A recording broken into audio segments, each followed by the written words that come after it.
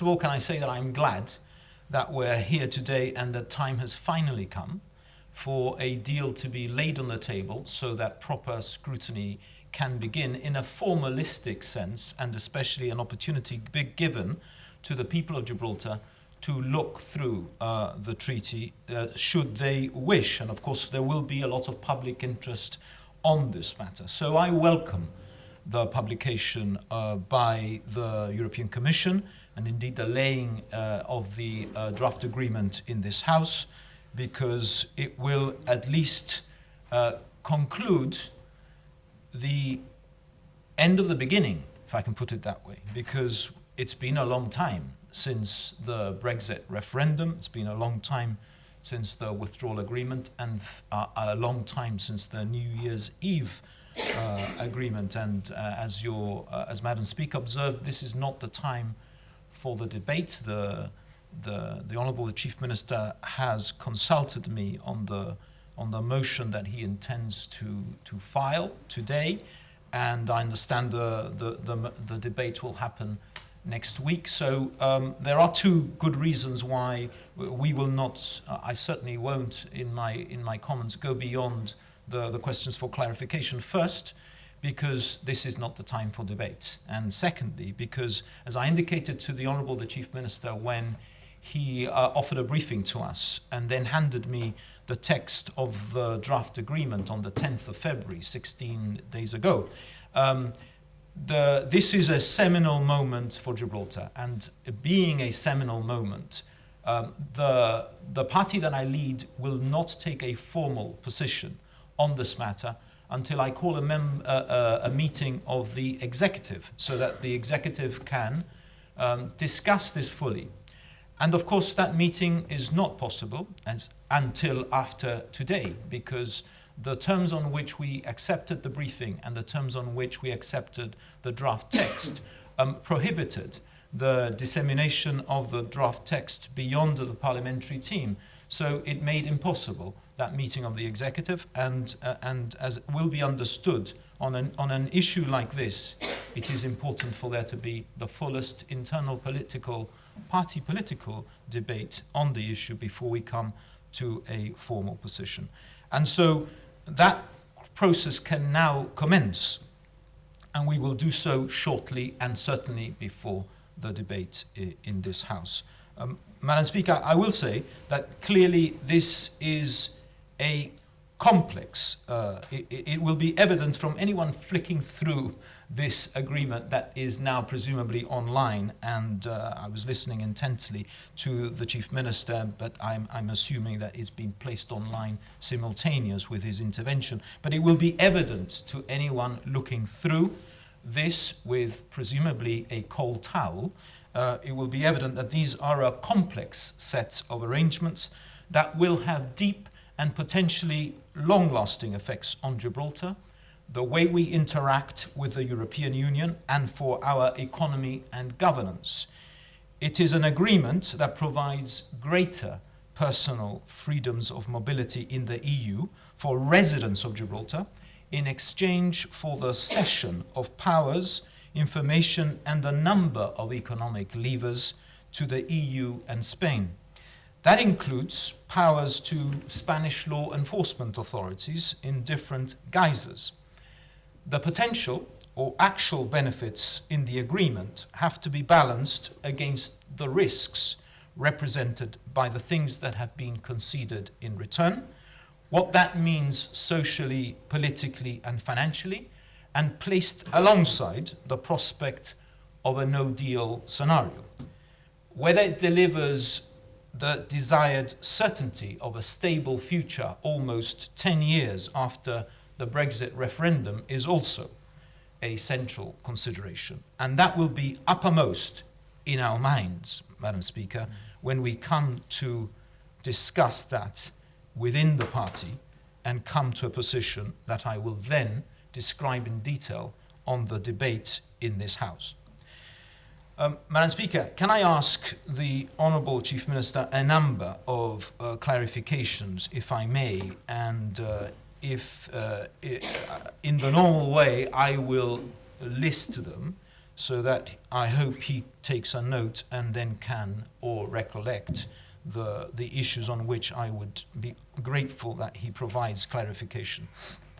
First of all, they've tabled the copy of the draft agreement.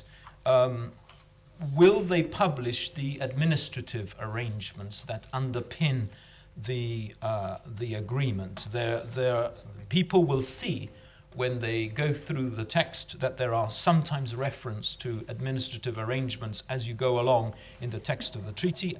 It is evident that there will be other documents, logistical ones, but some very important administrative arrangements. Will they publish those administrative arrangements?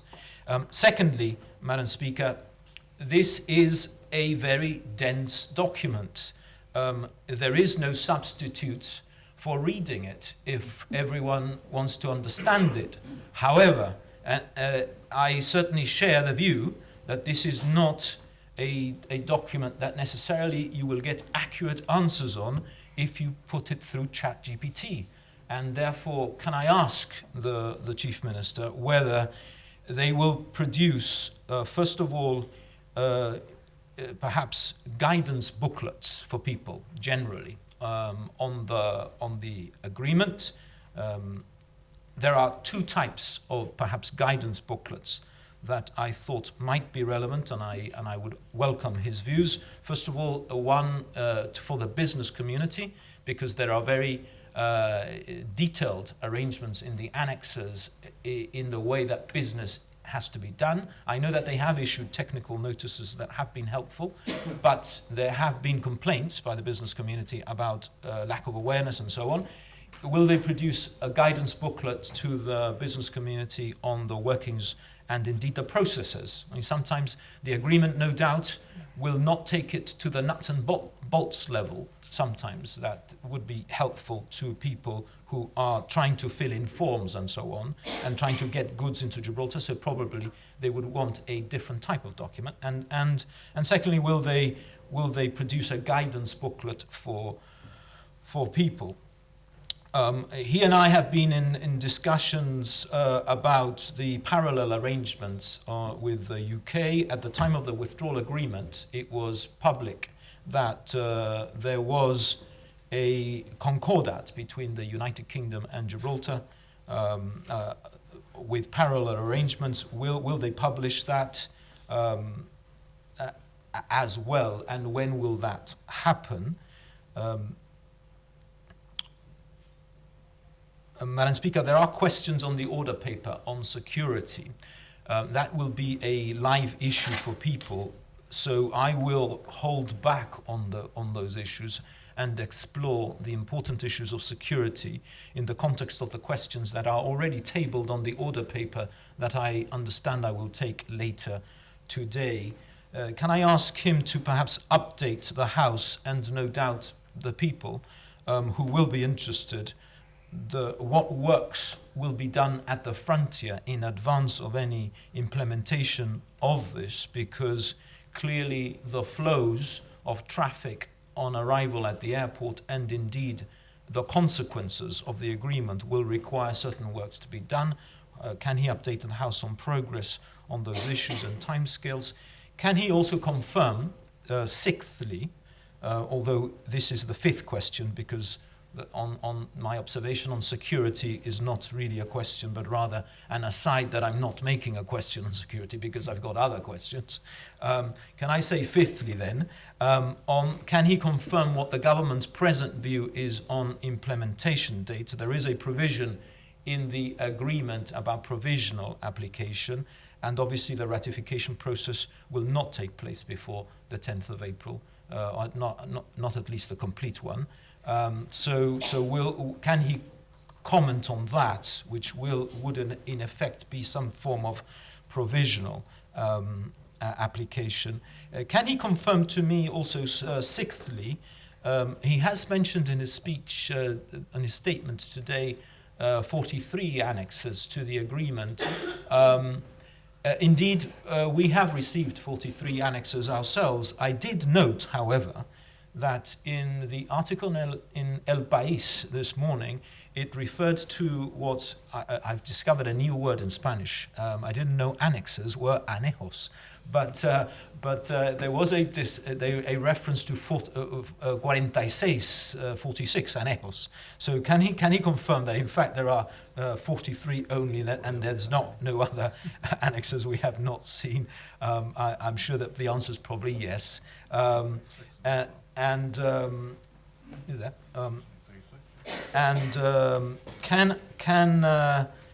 Can I ask him then, finally, Madam Speaker,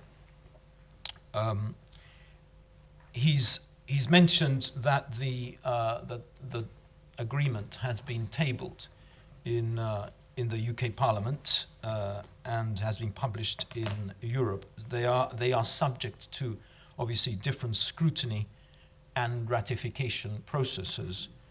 But can he give us an insight when he says it's been tabled for scrutiny? Because obviously this is still, as he has titled in his own statement to the House today, a draft agreement. Does he have an insight in terms of the length of the scrutiny processes until this still draft agreement transitions to a formal agreement, and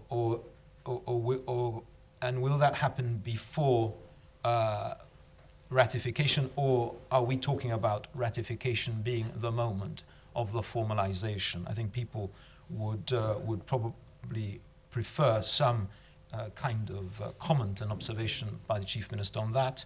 Members on this side of the House are familiar with the differences in the ratification processes in the European Parliament and indeed in the United Kingdom Parliament.